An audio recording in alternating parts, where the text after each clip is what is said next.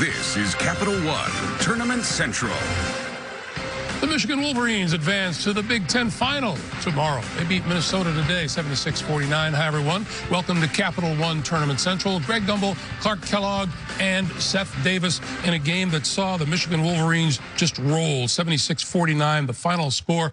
They look pretty set for postseason play. Something about this time of year in the Wolverines, certainly the last 2 years, they've won the Big Ten tournament, and we're seeing much the same type of play, stingy, tight, saran-wrap defense, and then offense that's highly efficient and getting contributions from everybody. I mean, the offense, I thought, was outstanding. And in the middle of it all, Xavier Simpson, he had 9 dimes, did not turn it over once, keeps his bounce alive. And this guy, Livers, 21 points, was a game high. He did that off the bench.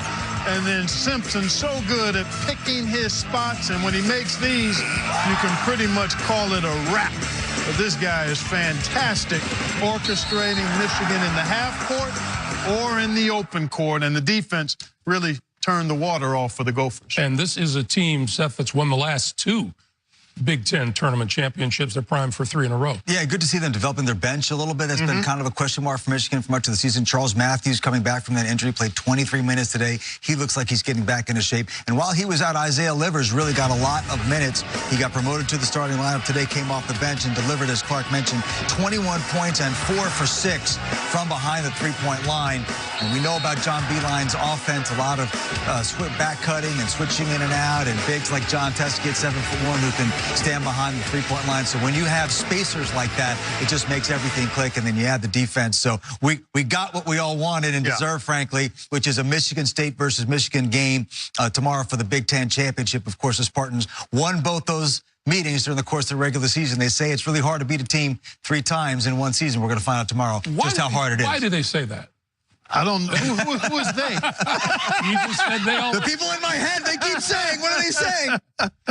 All right, so Michigan's going to face in-state rival Michigan State tomorrow for the Big Ten Conference title. Spartans beat Wisconsin earlier today here on CBS. They sure did, and pretty comfortably for the most part. And again, Cassius Winston orchestrating nicely from his point guard position. The player of the year in the Big Ten has big moments when big moments are needed.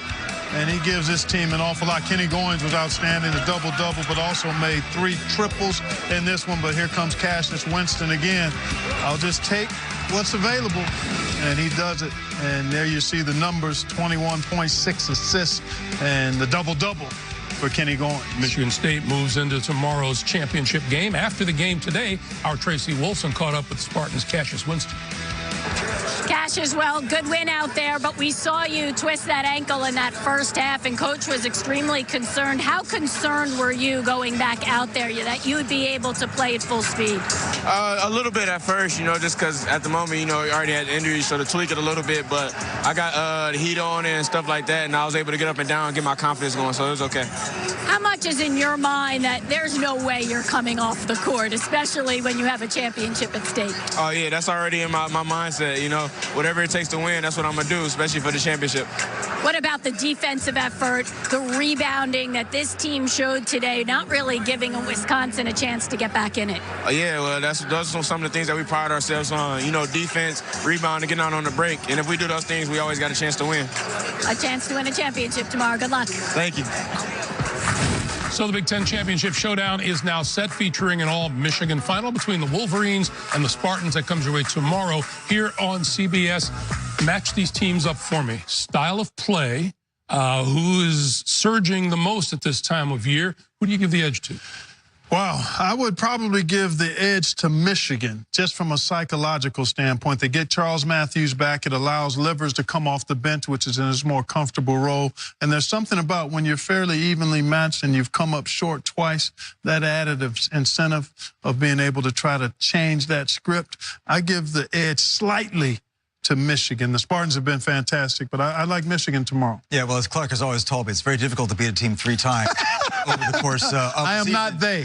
He's not they. But it's interesting because he talked about Xavier Simpson, who, among other things, is one of the best, if not the best, on-ball point guard defensive player in all of college basketball. But the one guy who's been his kryptonite has been Cassius Winston. He played great in the 2 wins, had 27 points in 40 minutes in the first game, 23 points in 31 minutes in the second game. So, A, how effective can Winston be, given that he's a little bit banged up? And B, how many minutes can he go against a guy like Xavier Simpson, who I'm sure has those numbers going to be taped above his bed tonight and thinking about how to stop Cassius Winston? Because if he can do that, I like Michigan's chance. How about the coaching matchup in this game? John Beilein up against Tom Izzo, and we've been singing the praises of Coach Izzo, and rightly so, these last few days because of the coaching job that he's done. And I tell you, these are 2 platinum-level coaches. I mean, we've got tons of them across college basketball. It's hard to enumerate them all, but clearly these are 2 of the finest in the game, and they've done it for a long time, a very long time. So I think... Anticipate a little bit of a chess match? They know each other at this point. I don't think it'll come down to that. Obviously, they'll have their teams prepared, and it ultimately comes down to performance of the players. Those guys are really going to have their guys ready, and it's going to be about scouting report execution and making some shots, right? Yeah, Seth? I mean, at this point, whoever scores the most is going to win. You know, I think to this point, from a coaching standpoint, I think a lot of the haze in the barn, these guys know each other so well. They play together in the offseason. But you want to talk about 2 great coaches. How about 2 great guys to represent college basketball and to be front and center these days in college basketball? Izzo and Beilein, that's pretty good. They'll be here tomorrow on CBS. Coming up next, our Mountain West Championship game featuring San Diego State taking on Utah State. Just a short while ago, our Evan Washburn caught up with Utah State head coach Craig Smith. Well, Coach, your future seems secure in the NCAA tournament, but the chance to come down nets I know would be special for you in this program. But you don't have much championship game experience on this roster. How do you hope your guys handle this moment? Well, for us, we've been playing with the privilege of being on the bubble basically all year. And so for us, all year, we've been like, quote unquote, in a playoff game. So this game is no different, but it's an incredible opportunity. The Mountain West Conference has got a rich tradition of basketball. San Diego State has the most conference championships in the history of the Mountain West, and they're the defending champs. And so we won the regular season. Our goal all year is to be the conference champions, both in the regular season and postseason play, and now this opportunity is here for us. The first 2 games of this tournament have been 2 distinct styles in terms of what you've faced. What's going to be required when you face a San Diego State team and the way they like to play a game? Well, they're really good. They have everything. They're long, they're athletic, they have great skill, they're fast, they're very good defensively, and obviously they can really get it going on the offensive end. They got a future NBA player on their team, and so they have it all. But I think the best teams in the country can win in any style, whether it's 91 to 83 like it was the other night, you know, or 65-62. And so you got to be able to play in any style of play, whether they're pressing, whether they're man, they're zone, whatever it might be. And so this opportunity in front of us is no different. Coach, thank you. All right, thanks, Evan.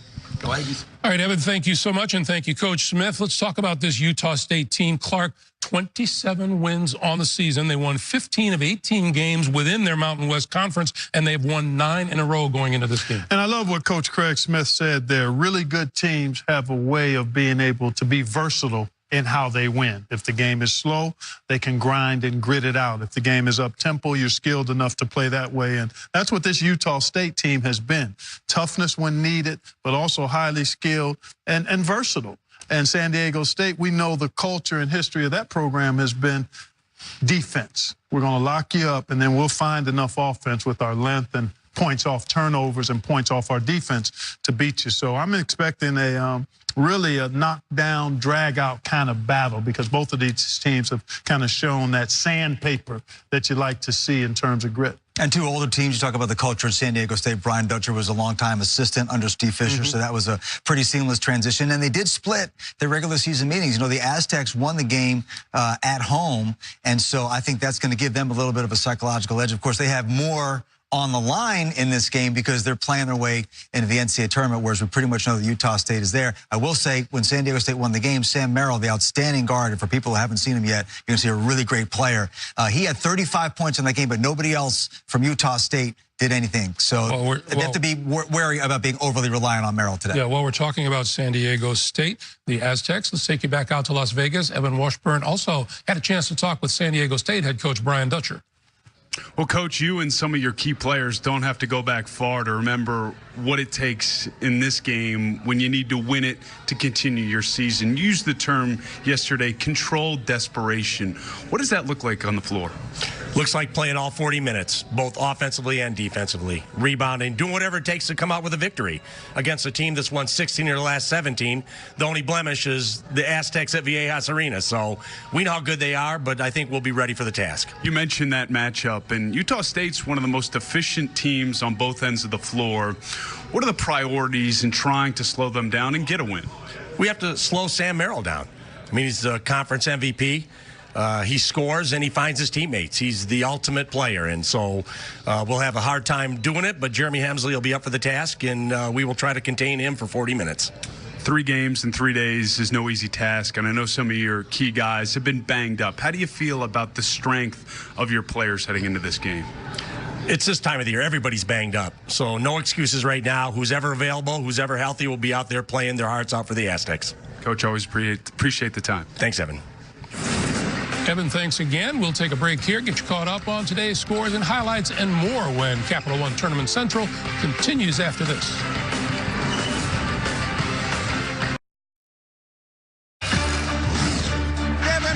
Doing everything for the Aztecs. McDaniels, get out of the way! San Diego State knock off Nevada. They're on to the Mountain West Championship game.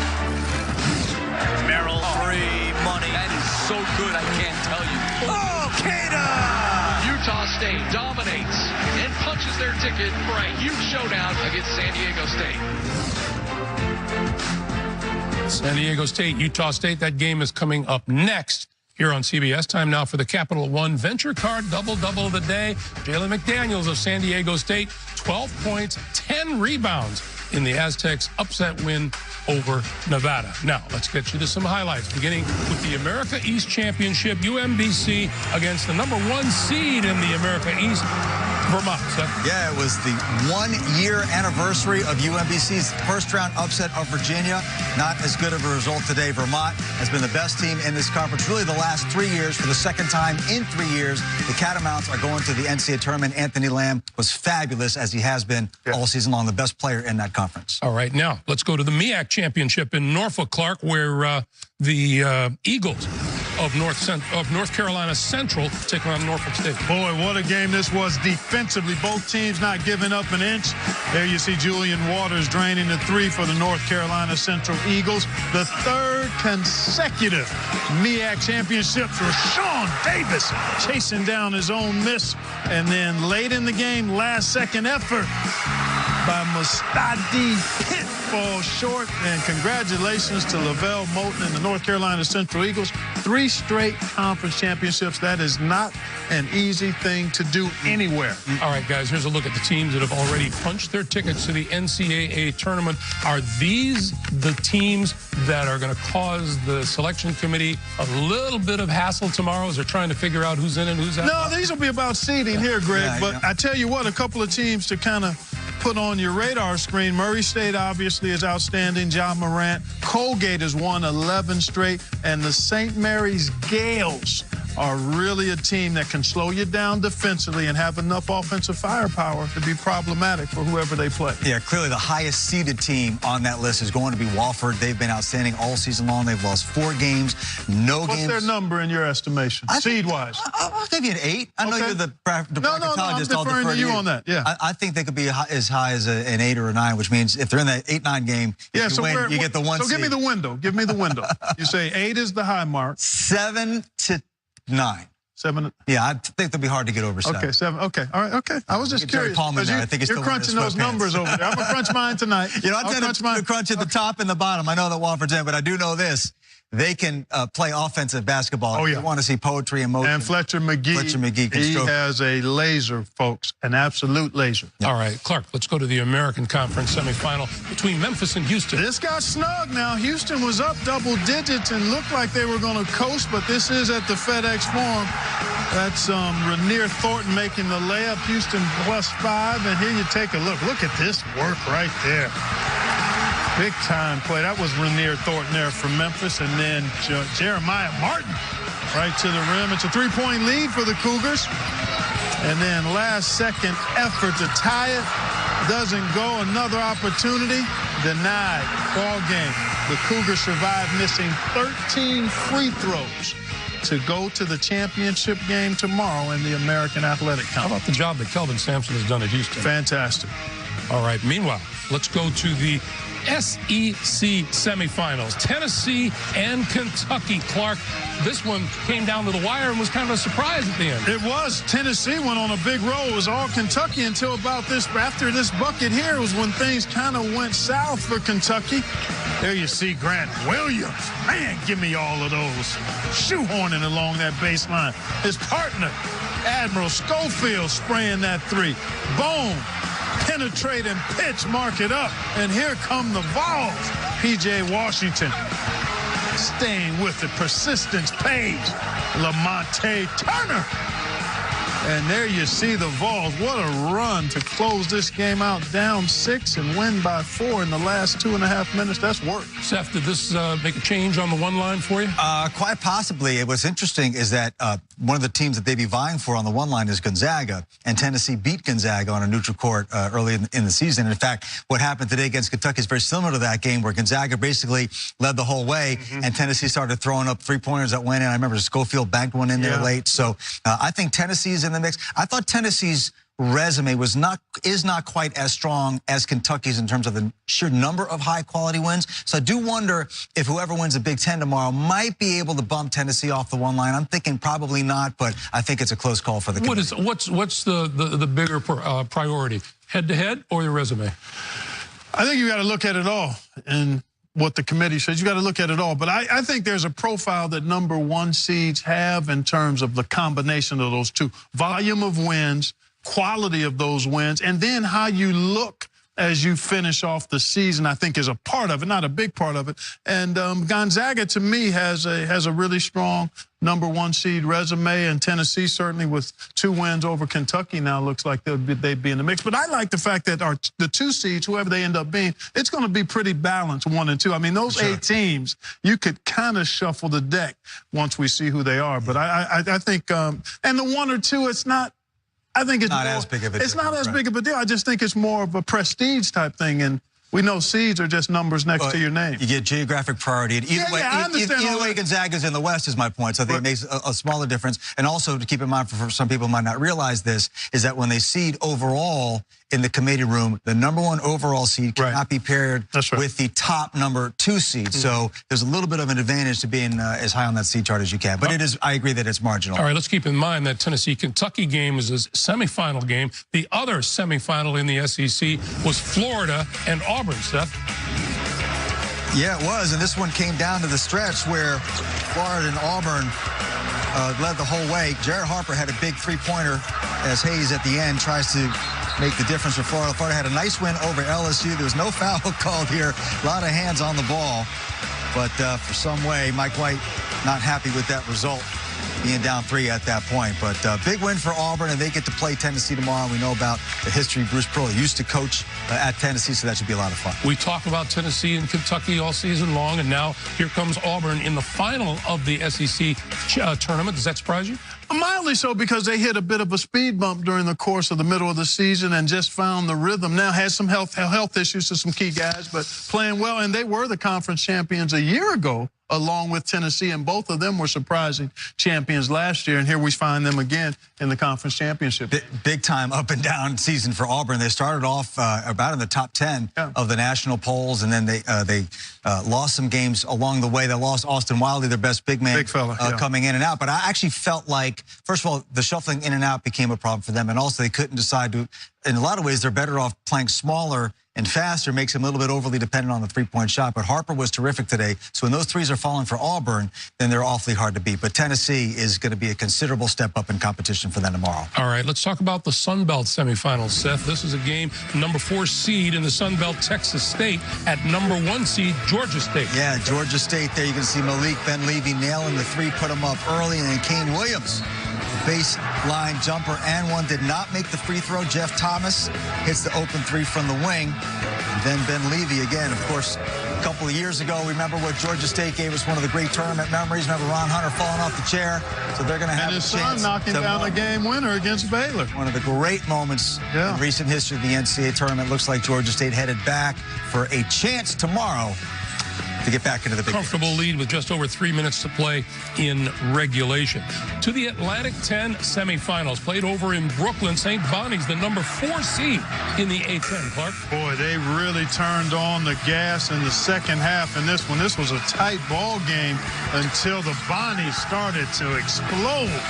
Up and down we go. Kyle Lofton, game high 23. This freshman is outstanding.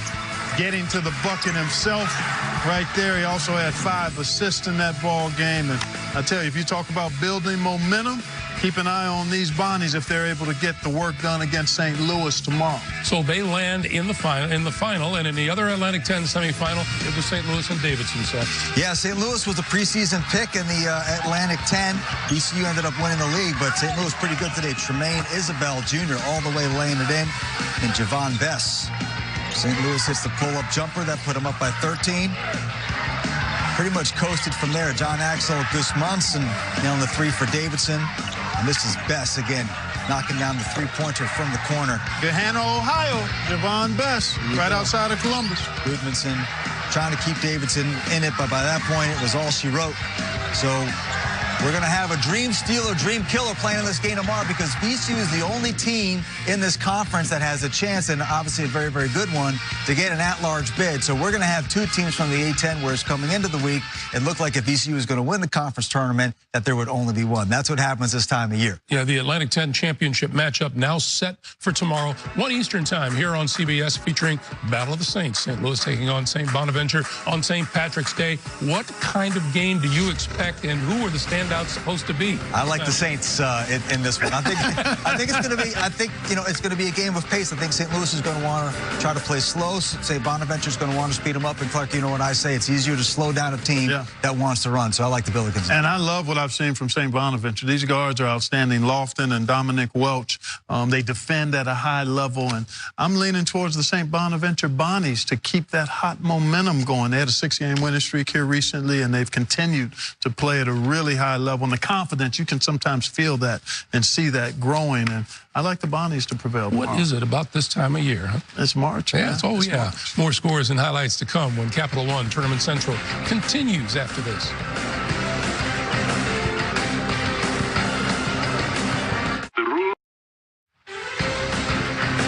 24 hours from now, we'll be set to hit the accelerator. We are 1 day away from the exclusive live announcement of the 68-team tournament bracket on the NCAA Basketball Championship Selection Show. That's tomorrow at 6 p.m. Eastern Time right here on CBS.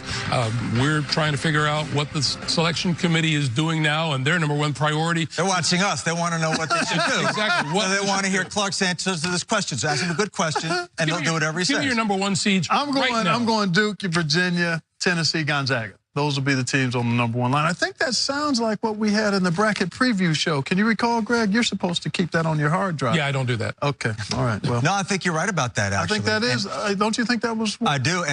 Okay, so first of all, I think you tell me if you would agree with this. Okay. If Duke wins tonight and wins the ACC title, they'll be the #1 overall seed in the tournament based on overall resume plus. And twice to win. 2 wins against Virginia. Yeah, I would lean with that. They've got 1 loss all season long at full strength. Right. Superman there. It would be due to him. Yeah, it will be due to him. And so that's actually significant because I think both Duke and Virginia want to go to Washington, D.C. Duke would rather be there, so Virginia will get sent down south. And then, I do think that Tennessee needs to win tomorrow to lock up that other #1 seed. So I would have in Virginia, Duke, in order, Duke 1, Virginia 2, and Gonzaga 3. I would have Tennessee, if they win tomorrow, they're my 4th. And if Tennessee loses, I think there's a chance you could see North Carolina moving up to that 1 line, or you've got the Big Ten winner. Really? Well, is Tennessee? But I think it won't be Tennessee. Is Tennessee also looking over their shoulder at either Michigan or Michigan State? I think Tennessee. I think if Tennessee wins tomorrow, the SEC championship, based on their 2 wins over Kentucky and the win over Gonzaga, I think that they're still going to be the #1 seed. I would agree. If they lose, I think it opens it up for either the Big Ten winner or possibly North Carolina. Okay, the loss that Gonzaga suffered at the hands of St. Mary's. that damage them at all? No, not really. I don't think, again, that's a ding against a conference opponent that's extremely familiar with you. And the committee takes into consideration conference opponents because there's a different level of intensity. And St. Mary's was fantastic in that game and right on the cusp of being considered perhaps as a bubble team. Had they not won that, I think getting to the championship game would have given them at least consideration. You're looking at me like I've got... No. I'm soaking up your wisdom. Okay, totally. but I think they're a team of that quality, that ilk in terms of looking like a tournament team, and they obviously proved it by not taking the question out of it by winning the way they did. I mean, Gonzaga's lost 3 games all season. And that's the other thing. Volume of wins and the way they played and how they played, the schedule they played, all of that keeps... And again, the only team to beat Duke when Duke was at full strength. Yeah. And there's no shame in losing to St. Mary's. That was not a bad loss. That's right. Right. And I know you also have strong feelings for Virginia. The Cavaliers have been top-notch all season long. I do, and you know, Virginia, well, first of all, now Ty Jerome has a back issue, and I'm not exactly sure how bad it is. He certainly didn't look good. He hasn't looked good for the last couple of weeks, so it doesn't, he's obviously healthy enough to play. My sense is that if this were December, they'd probably shut him down for a couple of weeks to try to get him healthy. They really need his shot-making and his play-making, because as I've said all season long, Clark, I think this is the best offensive team that Tony Bennett has ever coached. And remember, DeAndre Hunter, who's had a terrific season, was hurt last year when they lost part of the tournament. Yeah. So that was a big factor for them. And then the psychological issue of having gone through that experience last year, how will they handle it? They say there's a chip on their shoulder, but at the end of the day, until you win those games in March, until you get to a Final Four, those questions are always going to be there. I don't think a chip on the shoulder is necessarily a bad thing. We were talking about the juxtapositioning that might take place on the one line, which sounds like it's going to make for a strong 2 line once the brackets come. I agree, and I think when you look at those 8 teams that are going to be on the 1 and 2 line, when we had the bracket preview show a month ago, we talked about how solidly those 8 teams had differentiated themselves from everybody else. And that's really not changed much since then. I mean, you'll have maybe a little movement, but those 8 teams, when you talk about Michigan, Michigan State, and you see where they are. I mean, Tennessee's... Kentucky, North Carolina, those Tennessee. Yeah, and those exactly. could be a Final Four. I mean, you got Tennessee, North Carolina, Michigan State, Duke, all playing in conference championship game. So that speaks to how good they've been. And it shows how amazing it is, by the way, that Gonzaga is so firmly on that 1 line, because it is so hard to get there when you're not in one of the Power 6 conferences. Look at Houston, for example. They've only lost 2 games all season long. They have a nice win over LSU. They didn't have nearly the non-conference schedule that Gonzaga had. They probably would have lost 1 or 2 along the way had they done that. But it is very hard to get the number of quality wins that you need to get to the 1 line from out of a Power 6 conference, and yet Gonzaga is in that conversation year after year after year. People truly don't appreciate how amazing it is. All right, let's get a couple more highlights for you. Ivy League semifinal, Princeton and Yale. Clark, this was a good game. It really was a good game. Yale jumped out, had a double-digit lead at halftime, and then all of a sudden this thing is tight because the Princeton Tigers got busy doing some work. Jalen Llewellyn with the drive there, +5 for the Tigers, but this guy took over down the stretch as he's prone to do. Miye Oni, if he's not driving and scoring, he's passing out that time. A nice shot by Blake Reynolds. And then defense here, well, actually up and down, it's a 1-point game, but then knocking down free throws. And there you see Miye Oni, 23, 8, and 5. Alex Copeland with 5 assists, 16 points. This is a very good Yale team. They will see Harvard tomorrow to see who gets their ticket punch, and Harvard beat them. How do you know that? Oh, I'm sorry. Spoiler. That's what we call a segue. That's okay. He had it right as he usually does. Look at Devin Goodman for Penn. Going to grab the rebound and going coast to coast for the layup.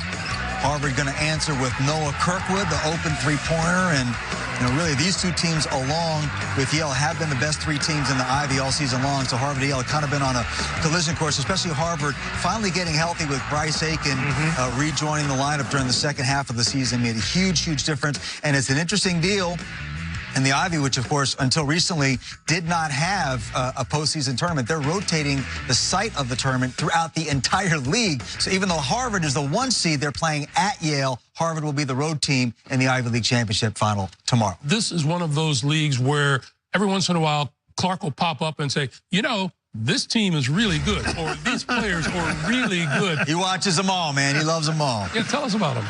Well, I'm watching this guy right here, Sam Merrill. Now, he's got major game for Utah State. But, yeah, you talk about the Yale and Harvard teams. Miye Oni's a high-level player. I mean, he can carry a team, and he's done it all year for Yale. And it's not just him. And then Harvard, Bryce Aiken is as dynamic a scorer and playmaker as you'll find in college basketball. So I'm looking forward to seeing those two teams get after it tomorrow. Sometimes teams and players can arrive at this time of year a little bit under the radar. Yeah, but Sam Merrill is a guy who I think loves the big stage. I expect him to have a big day. And don't you know, all those bubble teams across the country, St. John's, Arizona State, Lipscomb, Belmont, Clark's got most of them in, TCU. They are rooting for the Utah State Aggies because if they go down, that's one less precious piece of real estate. I think it's going to be 3 to 6 spots available depending on what happens in these bid-stealing conference tournament championships.